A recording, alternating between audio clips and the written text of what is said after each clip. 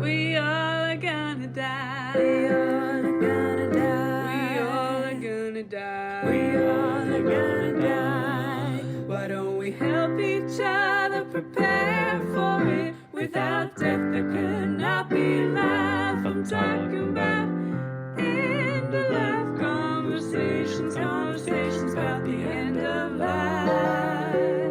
Death and dying, grief and loss, conversations about the end of life. And honestly, when we try to take a sort of a forceful approach to grieving, whether that's just, I'm going to go back to work and go all in, or I'm going to dishonor what my body's saying and forge ahead anyway, we really exacerbate the suffering. We really Yes. do, as opposed to Yeah. leaning into it. And so Yeah. these days, I've started to frame this up as sort of softer, like softness. How can we embrace softness as a way to allow grief to do what it's going to do, whether we like it or not? Right. But we're not grieving with resistance, right? We're Mhm. grieving alongside these things in our world. Welcome to this episode of End of Life Conversations. I'm Reverend Wakil David Matthews. And I'm the Reverend Mother Ana Luisa Armendariz. In this podcast, we share people's experiences with death and dying, grief and loss, and the end of life. We really enjoy all of our excellent and insightful guests. They generously tell their stories with compassion and wisdom. We also want to thank Wakil and Wendy's children and partners for that wonderful introductory song. Okay, let's get started. Welcome, everybody. On today's episode, we are so happy to meet Dr. Mekel Harris. Dr. Harris is an associate professor and licensed psychologist who specializes in pediatric health, including grief and loss in the Los Angeles, California area. Dr. Harris is a speaker, author, and expert in grief and loss. She has more than 20 years of experience helping others navigate as well as thrive in the midst of life's imperfect moments. She has published several guides that she offers for free on the topic of dealing with grief. We will link those in the podcast notes. And her new debut book, Relaxing into Pain, looks amazing. And she was sharing some of the passages from it throughout our conversation today. Welcome, welcome, and so honored to have you with us. Thank Yeah, you it's so so great. much. It's such a pleasure to be here. Thank you all for the invitation to come and speak with your Yeah, I'm audience. so Yeah, glad, and really impressed by the work you're doing. It's so important.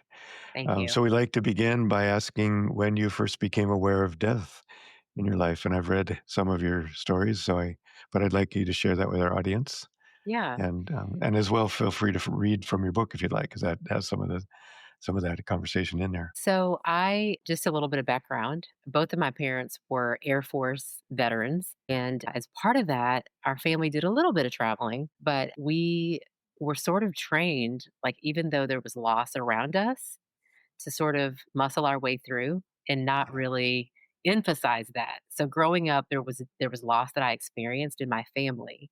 But I Mhm. would say the first time I became just very innately aware and just deeply aware of grief was when my mom was diagnosed with stage 4 pancreatic cancer. This was in the Mhm. fall of 2012. And just the loss of a mom who I always viewed as a superhero, Mhm. and just the traditional sort of strong Black woman, the never say die, the always get up, the do what it takes. Just to see her walk through that process was really the first time that I became aware of it, and the impact, the significant impact that it was going to have on me. I didn't realize that it would be as fast as it was, but Mm. that's really when things in my life significantly changed. Yeah, yeah, I Yeah. understand that. Mm. I read one of the things you said that I really related to from when my mom died was I was standing at the airport. I had to fly home quickly when she died, and I was standing at the airport weeping Hmm. and looking around me and thinking, how can all these people just be going about their lives, Hmm. right? And you Yeah. said something similar. It just kind of shakes your foundation, right? Hmm. And Well, it makes you remember too the yes. preciousness. Yeah. Well, the irony of that moment, Wakil, was that, and I described this in the book, I had literally left choir rehearsal. So I was singing as part of our church worship team, and had practiced all of these worship songs and worship to God. And then to get the call in the car about 15, 20 Mhm. minutes into that drive, pulled Mm, over to the side of the road. And it was this Mm. juxtaposition of faith. Like I literally just sang these songs, yet here I Mhm. am in the hardest moment of my life with my mom as she's sharing Mhm. about the diagnosis. yeah, Mhm. yeah, yeah, Yeah. Mhm. yeah. And people keep driving by. Life was going forward. Yeah. Yeah. So, how does death impact your life story? Like, to the trajectory of all these wonderful gifts that you have given to the world, how has death played into this? Death really opened up a portal for me as someone who has grieved, is grieving. I think when you walk through that door and you're introduced to loss, and this is not just physical death, but the loss of ideals, identities, dreams, Mhm. and hopes, it awakens you to all the death around you. Right. So when Right. my mom was diagnosed, that was the entry point. And then I started to realize, gosh, the accumulation of losses that I'd actually experienced growing up. I Mhm. looked around at my relationships and just personal dreams and hopes that I had and saw that a lot of those were unrealized.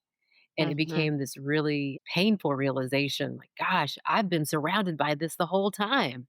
I Mhm. didn't realize how much I had lived in that space of not knowing, which was really overwhelming to me. But I think as I shared earlier, I did what I knew to do at the time, which was to keep going. I call it like outpace grief, which is impossible, but that was my mindset at the time. Like I was going to put on my best track shoes and outrun this thing, Mhm. and only to hit a wall. And that Mm, culminated with me literally weeping on the floor of a hotel room years after my mm, mom died. wow. But yeah, it has absolutely shaped how I view life, but it's also made me appreciate the fact that everything is finite and all we Right. have is the moment. Yeah. And so I try to do my best to live with joy and experience connection with people and really tell people how I feel, good or bad, Mhm. because I know this may actually be the last moment that we have an interaction. So Mhm. true. Yeah. Yeah. Very Mhm. true. So tell us a little bit more about some of the work you're doing and the book, especially, but also you published a couple of things that you offer for free, which I really appreciate, which is the journaling. Yeah. That seems like a really important thing to mention and talk about, and then grief during the holidays. So both of Yeah. those treasures that you've offered, I really appreciate them. Tell us a little more about all that. Yeah. So I entered the authoring journey reluctantly. What happened was my mom died. I was meeting with a psychologist at the time who really helped to walk alongside me during that season. And she's the one, the title of the book, Relaxing into the Pain, was actually sparked from a conversation with me sitting across the room with my therapist. Mm, What she noticed was that I was avoiding grief, that I was working myself to death, over exercising, feeling all the symptoms, but not acknowledging what they really were. And so Mhm. she gently but directly looked across the room and said, Mekel, what would it look like if you relaxed into the pain of your mom's death? Mhm. wow. Now, at the time, I didn't realize that was going to be a book, but I felt just the prompting of the Holy Spirit to say, okay, you need to tell the story, and this could actually bless Mhm. someone. So Yeah. I reluctantly wrote that. And since then, I have provided some other things. So you mentioned the mindful journaling for grief guide.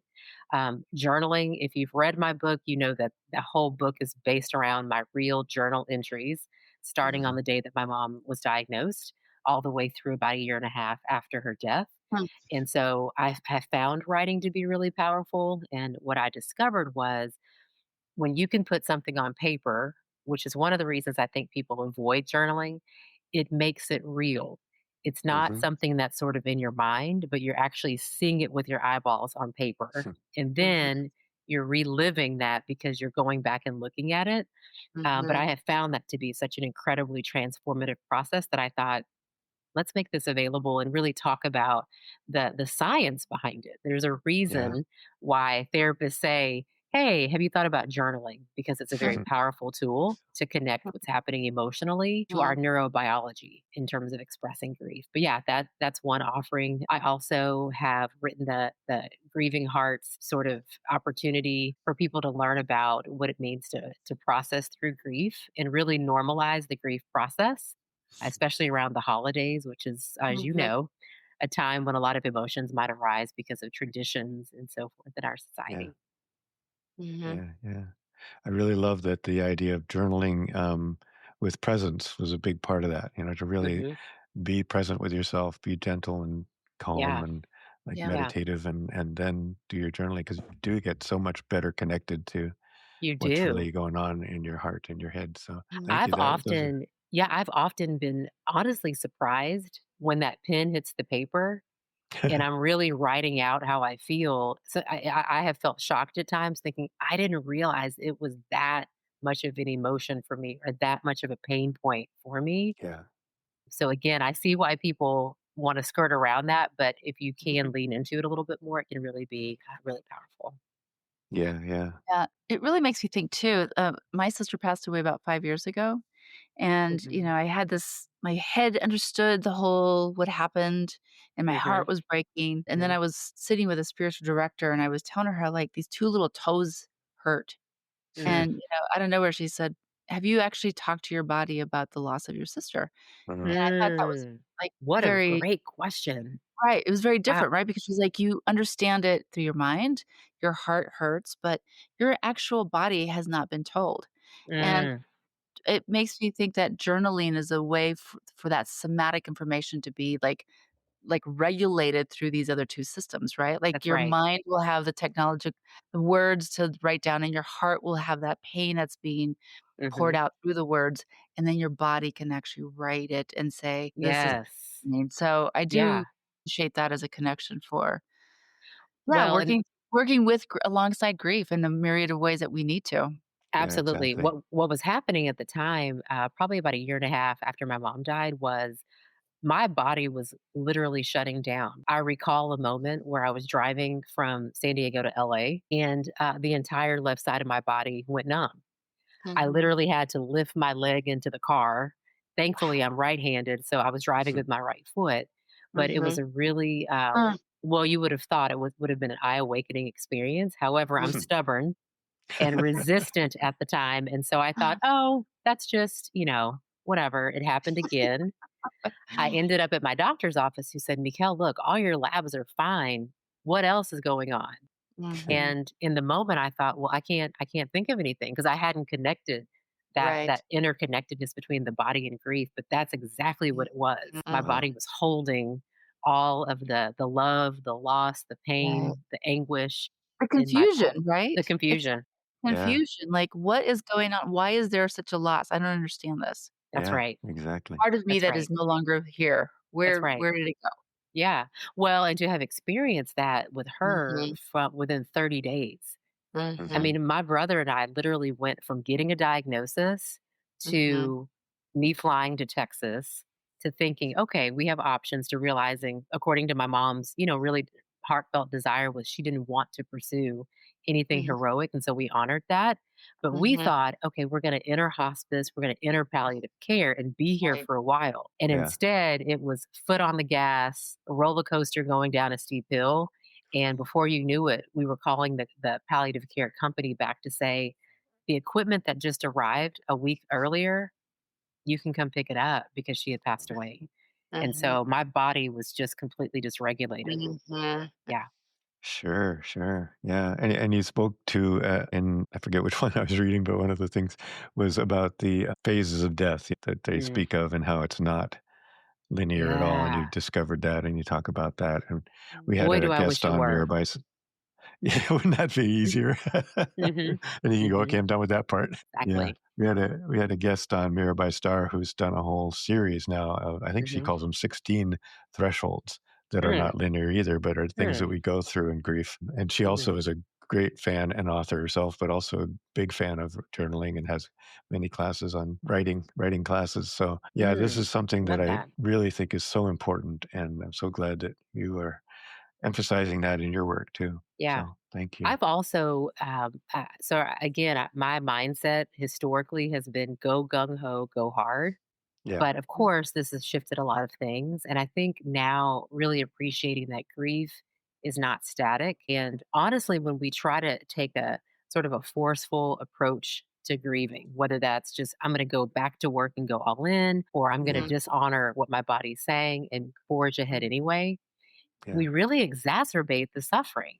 We Yeah. really Yeah. do, as opposed to Yeah. leaning into it. And so Yeah. these days, I've started to frame this up as sort of softer, like softness. How can we embrace softness as Mhm. a Mhm. way to allow grief to do what it's going to do, whether we like it or not?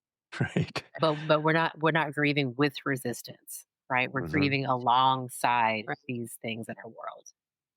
Well, Yeah, and beautiful. culturally, we don't talk about it that way, right? Like, we're No. still grieving so much of the losses we've experienced in the last 5 years, the losses that are Mhm. currently happening to us, Mhm. and yet people don't wanna, relate to what's happening in the external world as something that could deeply affect our internal Mhm. selves, our Yeah. physical selves, right? Yep.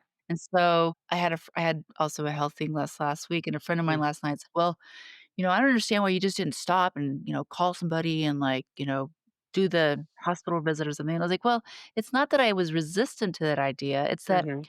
it doesn't feel safe to just assume the worst and then go Mm. talk about it because our culture's like, you only do these things if it's really bad, and if Mm. it's not, like, stop being such a whiner." Like, Right. Yeah, it's right? so So we do true. that around people who have just experienced a loss of a loved one, Yeah, and we generally don't allow them to break down and just, gnash their teeth for a few weeks, and that's because right. that's totally normal and it's Yeah, totally healthy, yeah. and yet it's looked as, like, a little bit of a mental crisis rather than, Mhm, like, Mhm. grief. mhm. Yeah, even Yeah, when it takes years. Yeah, yeah, absolutely. No, this reminds me of a moment that I had. This was, I wanna say, 8 years into my mom's, after her death. I'm 12 and a half years beyond her death now, but I was in Costco, walking down the aisle, normal routine, stumbled down the laundry detergent aisle and got a flash of a brand that my mom used to buy. And mhm, completely fell apart. Thank God yeah, for strangers who have compassion because someone yeah, literally came and sat on the floor with me and held me at the on a floor in Costco. Can you imagine that? yes, I Um, can. I would love that. but I it was totally really can. beautiful. Yeah, Yes. Yeah, it was very sacred. Um, yes, and I don't know what your thoughts are about angels or whatever, but after yeah, that moment, it was so cocooned that when I came back to myself and looked around, there was nobody on that aisle. And I thought, Ooh. I don't even care who it was. All I know is I needed yeah, the safety of their touch in yeah, that moment. Yeah. Wow, right. Yeah. beautiful. Yeah, and people fear tears, people Mhm. fear connection, and especially with strangers. I mean, this is why Joaquin and I are so committed to this podcast because we really do wanna talk about these things so that Mhm. when, somebody who randomly hears us see somebody on the Costco floor, like, will say, "Oh, this is They'll step totally in. I know Yeah. Yes. what to do. I just need Yes. to bear with." That's it. Yeah. Yeah. Well, and that's something I also support is I have a free webinar called How to Support Someone Who's Grieving. And one of the most powerful elements of that is just as you mentioned, the power of witnessing. It's Yes. just witnessing. I Yeah. think that we're so programmed to think, "Oh, I've got to do all these things. I've got to fix it." But Mhm. we know Right. that there's no fixing, but to sit Mhm. with someone in the depth of their pain and say, "Man, I see it too." Is Yeah. Right. incredibly it's such a balm to the soul. It really is. Yeah. Right. And It's that's a what For that relief. person did. both of you too, Mhm. right? Yeah, The for Mhm. both person who's parties. Yeah. grieving is sensing the witnessing, and the Yep. person who witnesses this is like a muscle that Mhm. you, like, it's like, "Oh, yeah, this is what it's needed in this moment, and I can flex it, and I can do this." That's right. In the last year, every time I see a dead animal on the road, Mm. I always, I say a prayer for them. Mm. And I Mhm. and I'm always shocked because I'll say, "Oh my gosh," we just actually drove to Arkansas, and my daughter and I were like, "God, there's so many dead possums." And she's like, "Oh, I haven't seen any," right? So Mm. part of it is that we become jaded to the death that's around us. So we get jaded to the pain that people are like we see it in their eyes, but we don't see it anymore. We Yeah. can notice it in their bodies, but we can't notice anymore. But just Mhm. the bare minimum of just witnessing the death of a beloved animal for me, Mhm. Mhm. to me, I'm like, "I see you, and I'm really sorry that it was the Yeah. end here. Yeah. Yeah. I love you, and I'll see you later." It's That's right. Yeah, it's no longer riding up on the elevator where everyone's eyes are glued Yes, ahead, and you're like, "How exactly. was your weekend?" "Great," but no one really is picking up on tears that may be falling Right, or affect that's completely right. discombobulated. So, yeah, it is turning face to face and really connecting human to human, Beautiful. and, hopefully, as we learn to be able to develop and cultivate those skills, we can offer that sort of compassion. So needed. Yeah. Yeah. We can Now, all be angels. we can all We be can all be adults, angels. That's right. you know, and I think about small children who, who always come up to the person who's crying, and like, Yes. they're very quiet about it. They're just, like, Yes. curious, but, That's unsure right. what to do, but it's a very childlike, like, sentiment to come up and, like, "I care about your tears. Hmm. Yes. I care about them. That's all." Well, and what's interesting is, so this is ironic that you brought this up, Ana Luisa. I was watching a social media video, and babies know how to attune to that very Mm. young. So Yeah. this was a mom who was crying, and Mhm. her baby turned. Now, of course, the baby wasn't able to communicate with words, Yeah. Yeah. but it was just a look like, "Is everything okay? Are you okay?" They And it was notice. so they notice. And Yeah. you're right. It's like as we live life, as we experience bumps and obstacles and hurdles, we become more jaded. And it's Hmm. almost as if our vision is clouded. We no Right. longer are able to see it. Yeah. Right. Yeah. But Yeah. clearly it's innate. It's It innate Yeah. is. for us to be able to do that. It Yeah. is. Yeah. Yeah. And it's a practice to remember to do that, Mhm. to be in that place. Mhm. So, yeah, Yep. great. Yeah, so we asked you about your current role and your writing and sharing Uh-huh. your wisdom, and what do you find are the biggest challenges in the work that you do? Yeah. So right now, I'm actually working. I have a business partner and my dear friend, Janet Gwilym Wright. She and I decided, we connected on Instagram in 2023, in the summer of 2023. And she was sharing her story of loss. She's also experienced the death of her mom. So we connected on that, but we realized, gosh, we had so many overlaps with our experiences in the workplace. And Mhm, so Mm. one of the things we thought was, she has organizational expertise. I have the mental health background. Why don't we join forces? And we mhm, created an entirely new company called Bloomwell Partners. And our mhm, whole focus these days is offering organizational training, helping leaders and organizations understand what it means to actually show up in a forward facing, empathic way with employees mhm. who are grieving because Wow. we Mm. Wow. spend so many hours at work. We Yeah. Yeah. spend more time at work than with our families. Mhm. And why shouldn't the workplace be a safe space for employees to be able to realize their grief without shame or judgment or stigma? Right. So, yeah, that's a large part of what Wow, I do these days. that's That's powerful. great. It's We been will wonderful work. definitely have links to all that in the podcast notes. And if you Thank have you.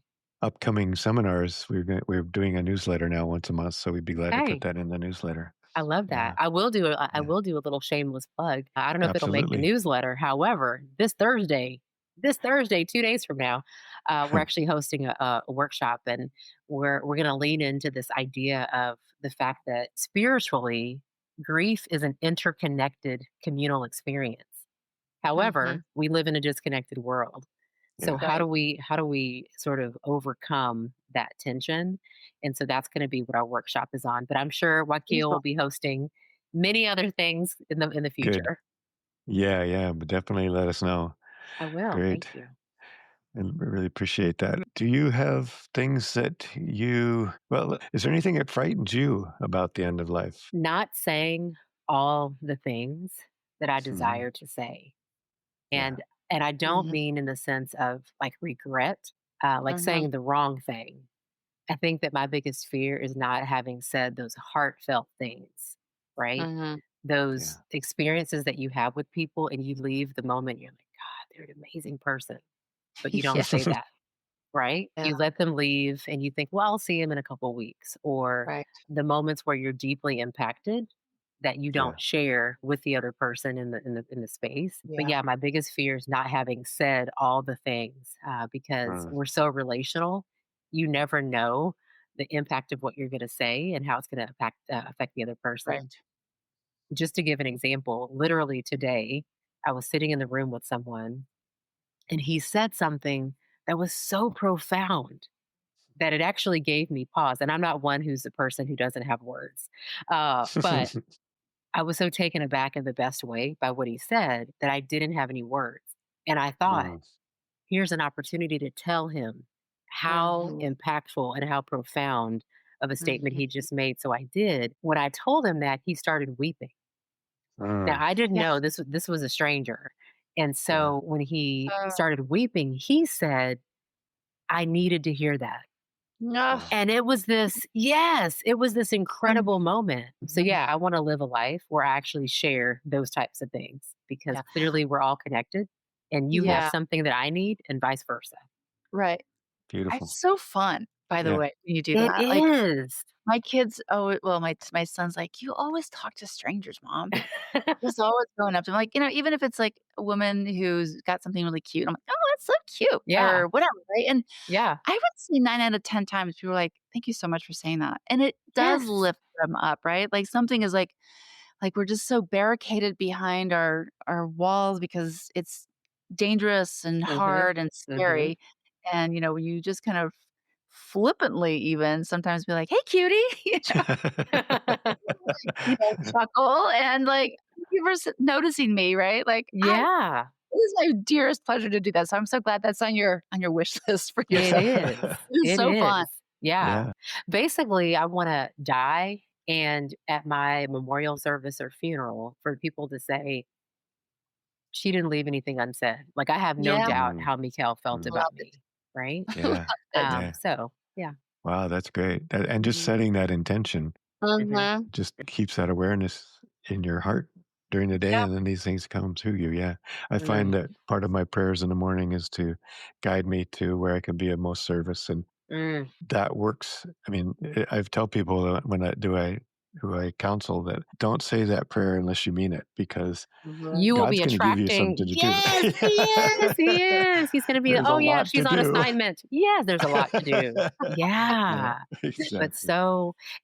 like, even to this idea of, like, people being strangers, if you think about it from that Yeah, perspective, we're not.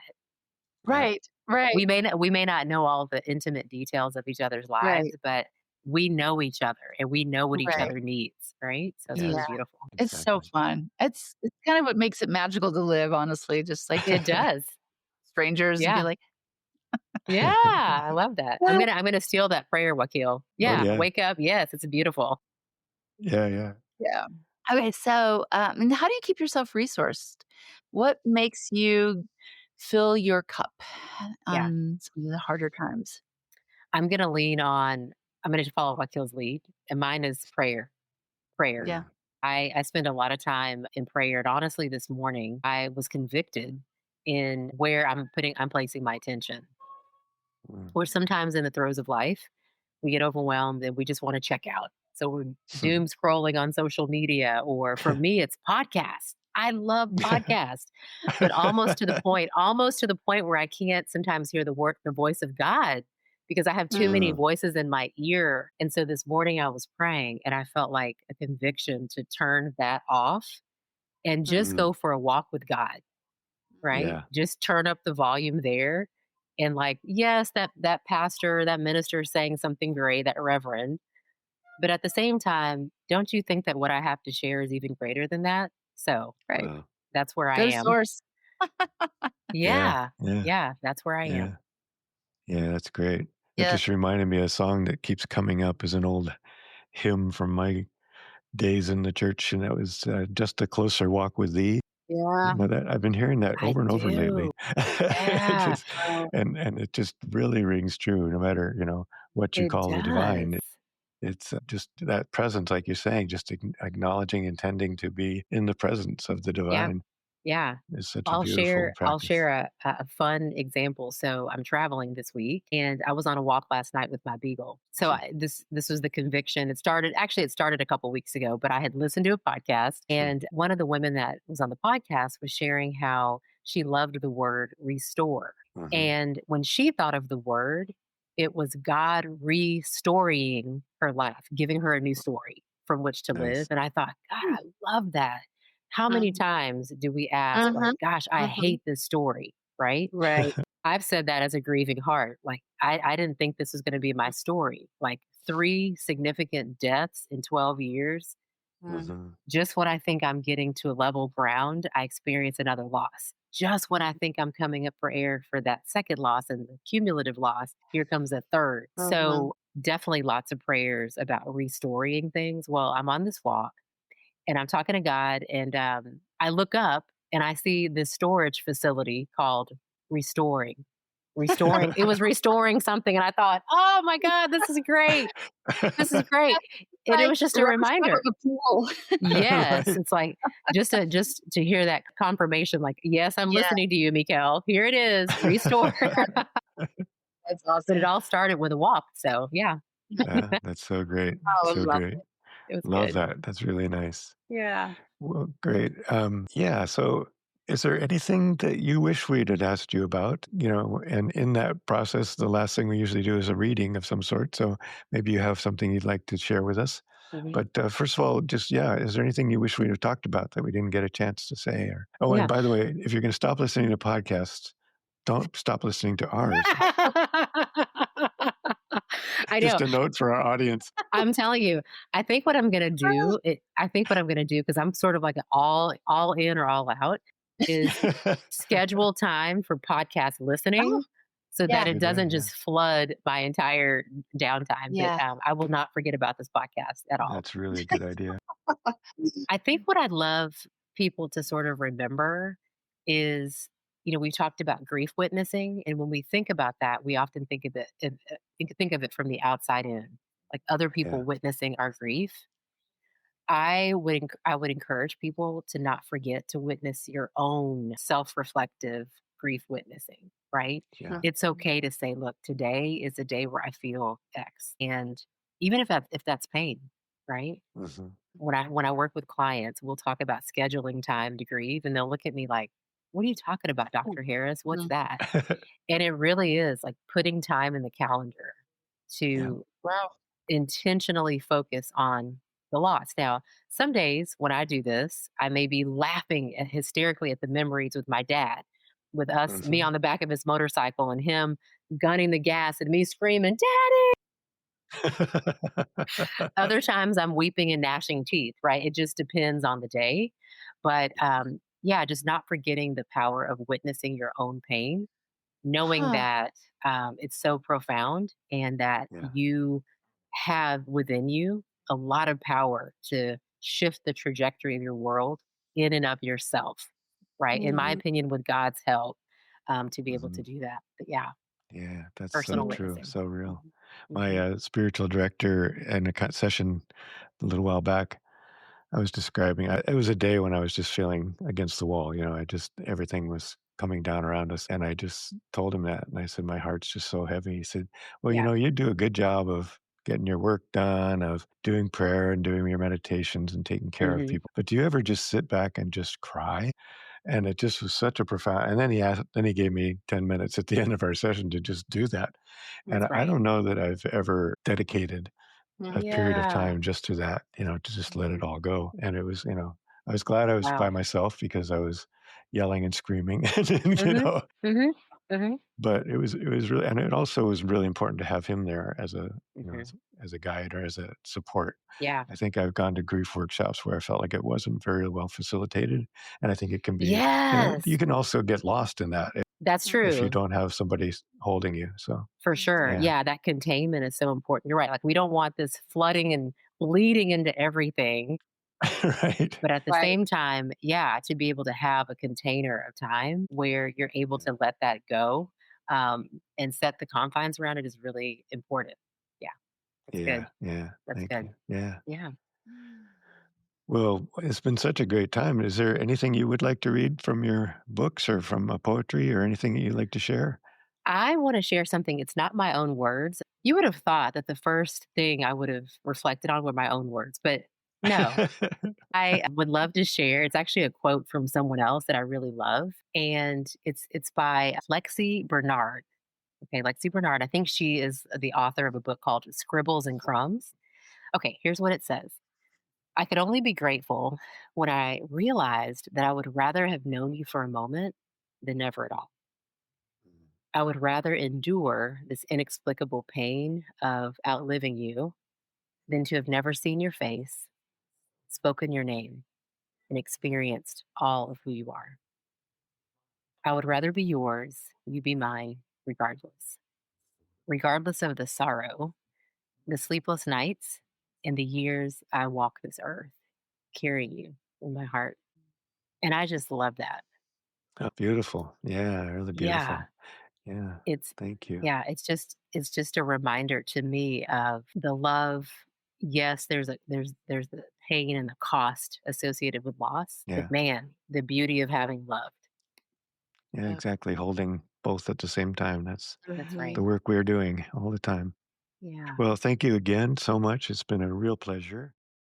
Thanks so much for joining us on the End of Life Conversations. We appreciate you and look forward to sharing our stories. We encourage you to subscribe to have access to premium episodes and extra resources. Links to our guests and their recommendations and a transcript of this episode will be in the podcast notes. Yes, thank you so much. And please tell all your friends. Follow us on social media. And again, consider subscribing for some excellent premium content. We want to acknowledge that the music we are using was composed and produced by Charles Heastand. We also want to acknowledge that we live on unceded lands that have been cared for thousands of years by Indigenous peoples who are still here.